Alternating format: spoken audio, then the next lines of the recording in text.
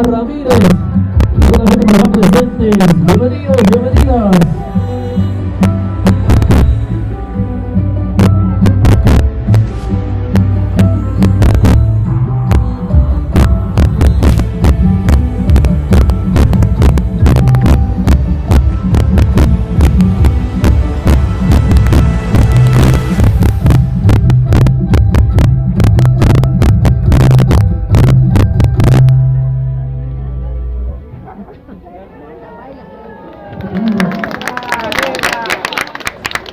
Le queremos mandar saludos cordiales allá para los señores padrinos de esta bonita fiesta, de este bonito evento, allá para el estimado César Alarcón y la señora Tamara Coronel. Le queremos saludos cordiales allá para los dueños de casa.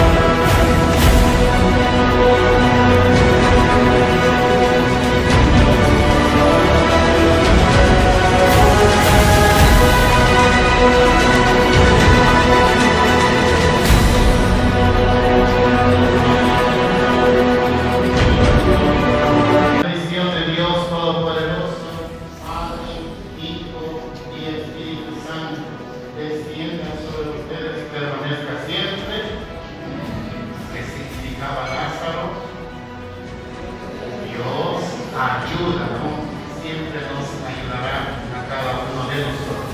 Nos podemos ir en paz. Demos gracias a Dios, le damos un fuerte aplauso a la Virgencita, ¿no?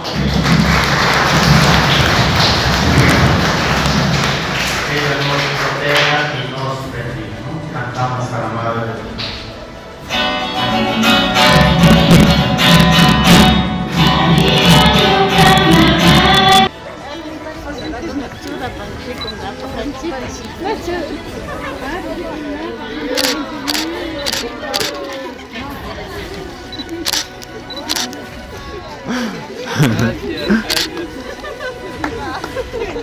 Turismo Taita Imbabura. La aventura te espera.